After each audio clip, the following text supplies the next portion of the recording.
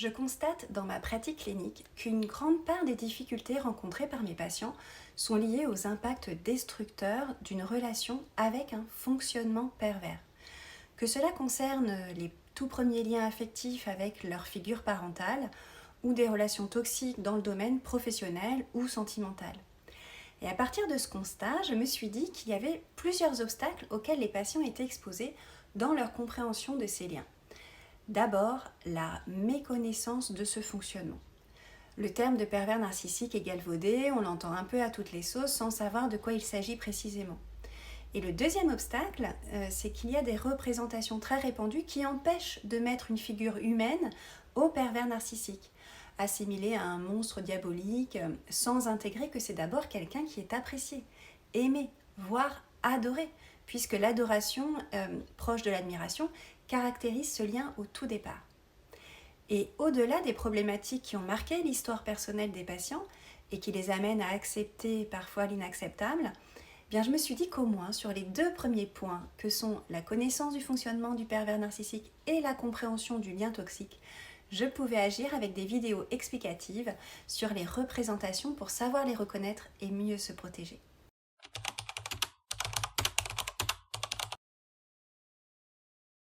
Alors, la question qui, du pervers narcissique ou de sa victime, est le plus dépendant peut sembler surprenante, car on a généralement la représentation du pervers narcissique comme une personnalité puissante, dominatrice, infaillible, et puis celle de la victime comme fragile, vulnérable, puisque en situation de détresse. Eh bien, je vais vous amener à revisiter ces représentations, comprendre comment fonctionne une relation toxique et comment en sortir. Pour cela, vous comprendrez dans une première partie, à partir d'exemples concrets tirés de ma pratique de psychologue, comment fonctionne un pervers narcissique et ce qui motive son comportement. Je vous apporterai un décryptage psychologique pour comprendre les raisons inconscientes de ces attitudes.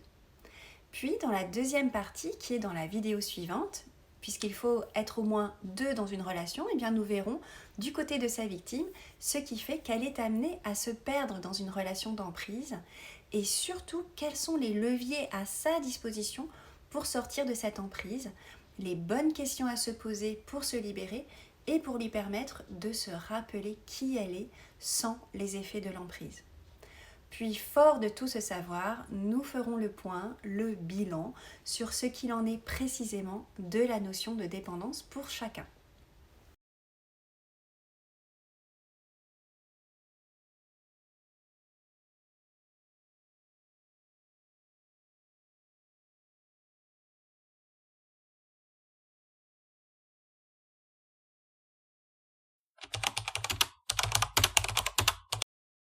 Quand on parle de pervers, on parle de pervers narcissique. Qu'est-ce que cela signifie ? Le narcissisme, c'est l'amour que l'on se porte. C'est un investissement de la personne sur elle-même. Il en faut, bien sûr, et c'est essentiel au bon équilibre de chacun. Et il dépend pour beaucoup de la manière dont on a été soi-même aimé. La personnalité narcissique, sans être forcément perverse, a un trouble qui l'amène à être exclusivement centré sur ses propres désirs et intérêts. Ses actes ne sont guidés que par ce qu'il en tire comme profit personnel pour son image, comme valorisation. Et lorsqu'on est centré exclusivement sur soi et ses désirs, eh bien on est incapable de se mettre à la place de l'autre, d'intégrer la différence et donc d'avoir de l'empathie. C'est-à-dire que si la personne comprend ce qui se passe pour l'autre, ce sera seulement sur le plan du raisonnement. Intellectuellement, elle comprendra que l'autre est triste s'il vit telle situation, mais ne ressentira pas d'empathie. C'est-à-dire qu'elle est incapable de se mettre à la place de l'autre. C'est un peu comme si elle savait que quand on se coince le doigt dans une porte, ça fait mal. En revanche, elle sera incapable de convoquer le ressenti de la douleur pour être au plus près de celui qui souffre. Il n'y aura pas le « Ah, ça a dû te faire très mal ». Non, ce sera « Ça a dû faire mal ». Vous voyez la différence ? C'est une réaction à distance, il y a une forme de froideur ou d'indifférence. Alors ça, c'est pour la partie narcissique. Et ce trouble peut se rencontrer sur différents profils de personnalité sans qu'elle soit forcément perverse.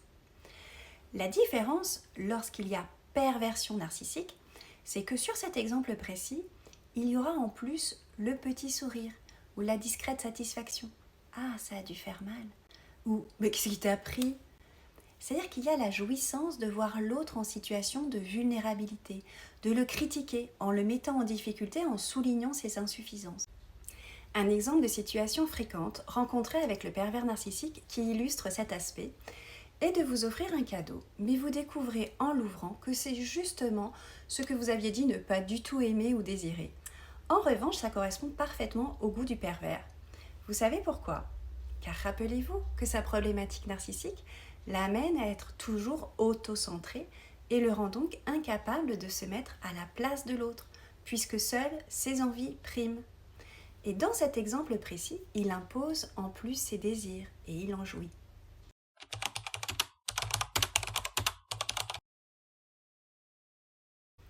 Pourquoi le pervers narcissique tire-t-il du plaisir de la souffrance de l'autre? Car cet autre, quand il souffre, devient inoffensif. Il conforte le pervers narcissique dans son fantasme de toute puissance. Si l'autre est faible, lui est forcément dans la situation de domination. Le pervers narcissique a peur d'être écrasé, soumis et se met alors à attaquer pour se défendre de la peur fantasmée que l'autre pourrait lui nuire, l'humilier et le rabaisser. Le pervers est pris dans la contradiction d'être à la fois attiré par les gens qui l'admirent, qui seront un faire-valoir pour lui, une forme de prothèse narcissique, et la crainte d'être écrasé par cet autre qu'il faut réduire rapidement. Donc, il est dans un rapport de force dans lequel il va, dans un premier temps, prendre le dessus en évitant le combat direct, trop risqué, mais en volant les atouts de l'autre. Ce qu'il fait, c'est utiliser la réussite des autres comme une sorte de vitrine sociale. Le pervers narcissique doit toujours gonfler son image pour compenser une piètre estime de soi. Mais il ne peut le faire qu'en volant une partie admirée de sa victime et l'en déposséder sans confrontation directe.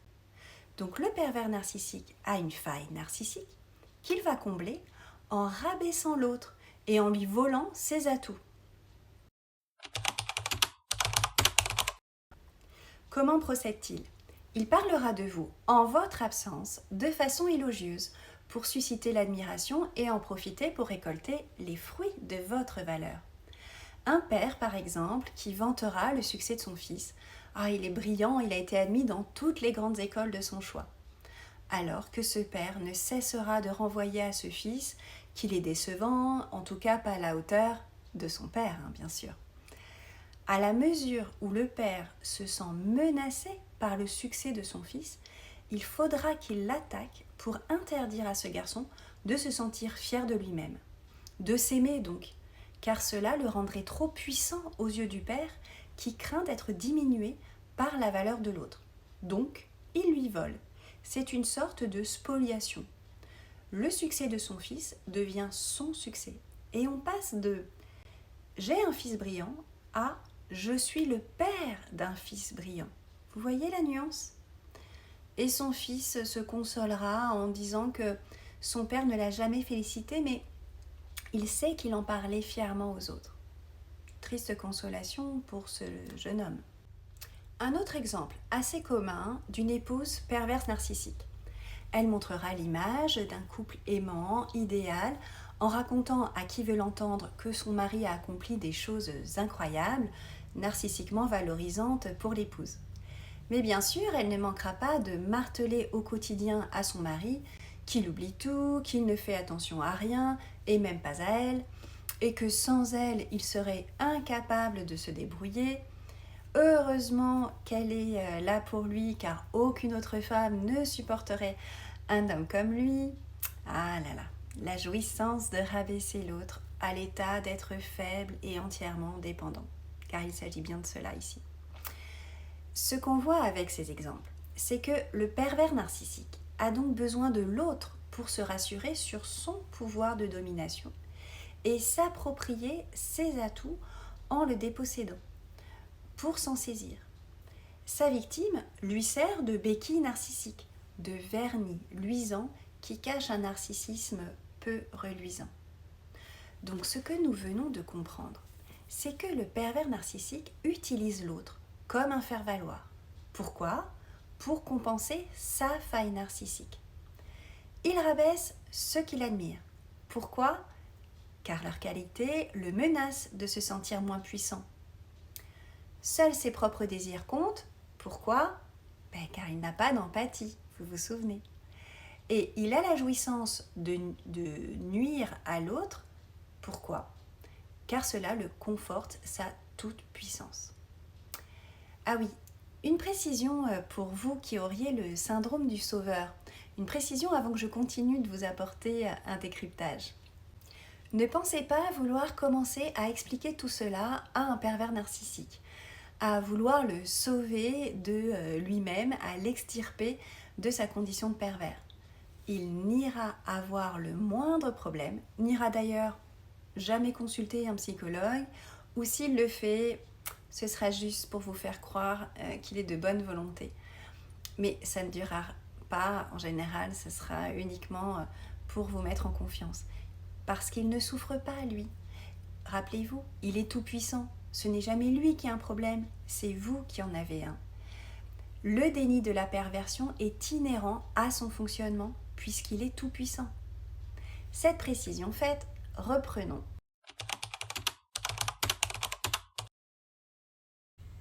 Un autre aspect du fonctionnement pervers, son besoin de mettre l'autre sous emprise. Il a besoin de créer une relation d'emprise dans un lien qui se veut fusionnel et au sein duquel il serait tout pour l'autre. Il va mettre en place une mécanique du séducteur-agresseur-sauveur. Il va d'abord amener sa victime à penser qu'elle est extraordinaire, c'est-à-dire en la valorisant. Et ça, le pervers narcissique connaît bien car il est tellement attiré par ce qui brille qu'il va vouloir séduire une personne qu'il admire, qui sera un faire-valoir pour lui. Il la séduit en la valorisant, mais cela est tout à fait normal au début de toute relation amoureuse, puisque l'admiration fait partie du sentiment amoureux. Il est assez difficile d'ailleurs au départ d'identifier un pervers narcissique, car la personne est charmante, attentionnée, mais comme cela se passe dans la relation amoureuse normale. Alors qu'est-ce qui peut mettre sur la piste de la perversion ? Bien, ce qui fera la différence avec un être cher qui vous comblera, car lui, il a envie de vous voir épanoui et respectera votre liberté, c'est que le pervers narcissique accompagnera inexorablement ces manifestations affectives du petit mot qui vient tout gâcher, de l'attitude qui vient vous heurter. Et là, on passe du séducteur à l'agresseur. Il va progressivement déprimer sa victime en blessant son image et en gâchant ses joies. Pourquoi ? Car si la victime est heureuse, elle gagne en assurance et il n'aura plus personne à contrôler. Il va donc s'atteler à ce que le plaisir de la proie soit contrarié, car après, il pourra être présent pour la réconforter et sera son sauveur dont elle dépend pour se sentir bien. Il y a donc la petite phrase ou l'attitude qui blesse, attaque l'estime, qui attriste ou angoisse inéluctablement. Pour mettre l'autre sous emprise, car la grande angoisse du pervers narcissique est de perdre sa proie, dont il a besoin pour briller. Il va alors la déprimer à petite dose, mais des doses régulières. Le quotidien avec un pervers narcissique se caractérise donc par un compliment ou une attention accompagnée d'une remarque négative. Je me souviens d'une patiente qui a perdu beaucoup de poids après une opération chirurgicale de son obésité, qui me rapportait que son conjoint, qui avait préparé un bain avec des bougies parfumées, et au moment où elle s'installe, il lui dit « Moi, j'ai pas mis trop d'eau car j'avais peur que ça déborde », lui rappelant ainsi tous ses complexes, vous vous en doutez. Bien sûr, il rétorqua que c'est de l'humour, mais la question est, ça amuse qui au juste ? Un autre exemple fréquent dans le quotidien d'un couple avec un pervers narcissique est qu'il propose une sortie très plaisante, mais va adopter une attitude très désagréable ou très nerveuse qui va gâcher l'atmosphère, créer des tensions empêchant d'en profiter.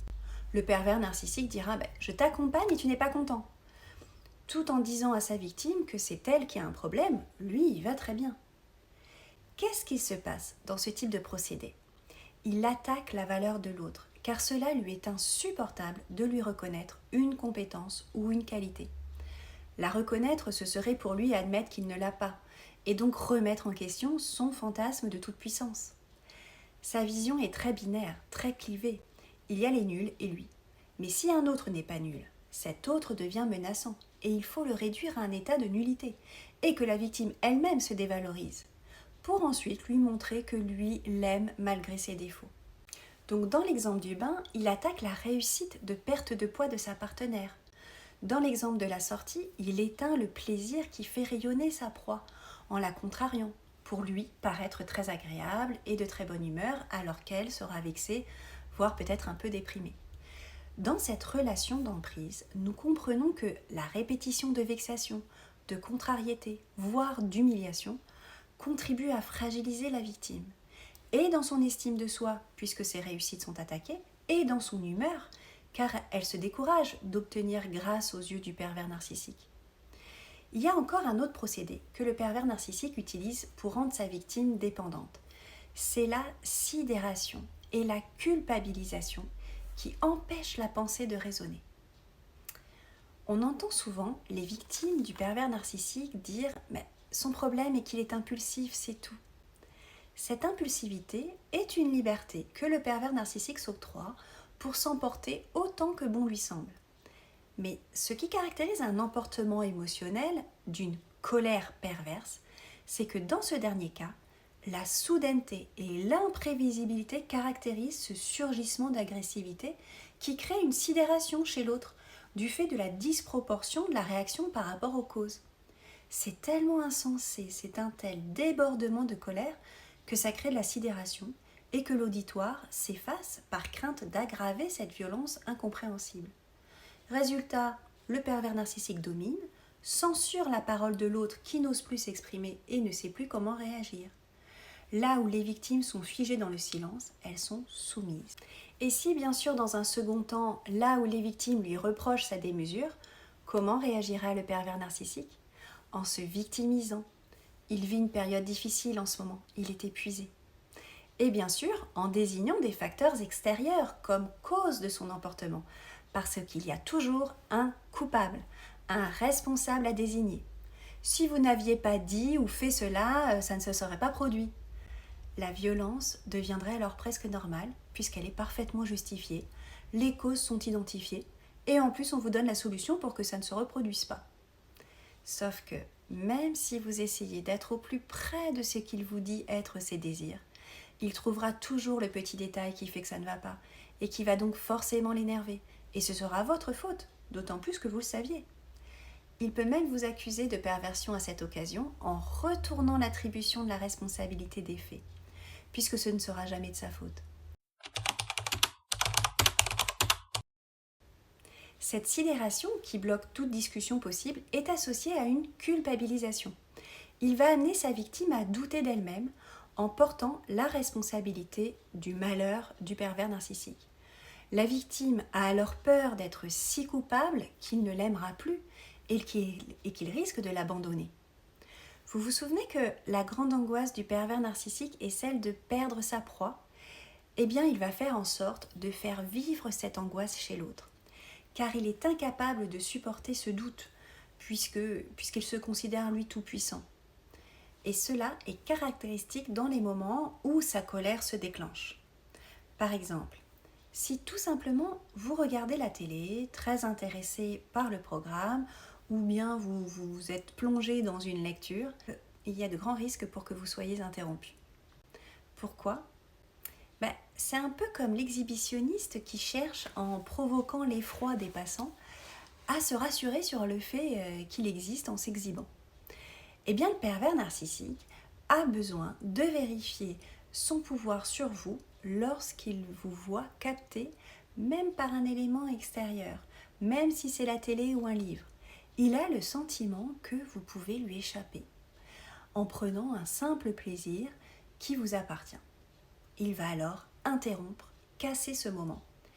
Et si vous vous agacez, voire vous indignez, il ne manquera pas de se mettre en colère, ou bien de se fermer dans une colère froide, silencieuse, en vous désignant comme celui ou celle qui a une attitude condamnable.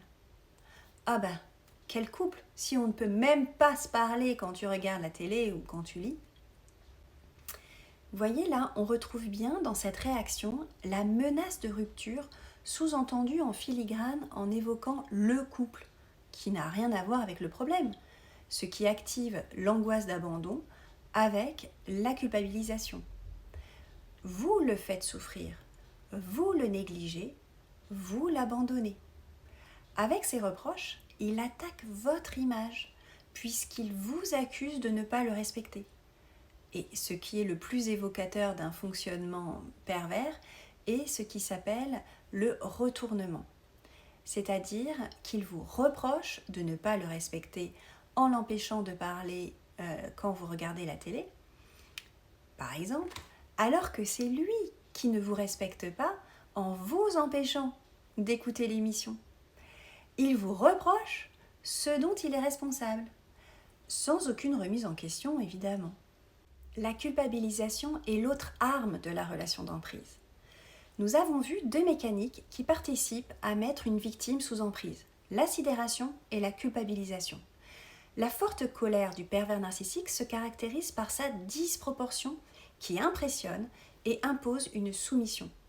Et les petites colères du quotidien sont celles qui s'inscrivent dans la spirale perverse. Critique de votre personne, menace de rupture du lien, culpabilisation. Les repérer, les identifier, c'est s'échapper d'un système pour vous autoriser à revenir à vos désirs sans penser que vous faites quelque chose de mal et sans culpabilité, retrouver la liberté d'être à votre écoute. Maintenant que vous savez comment le pervers narcissique est construit et comment sa victime est prise dans un système, nous allons voir dans la vidéo de la deuxième partie ce qu'il peut y avoir de commun entre les deux.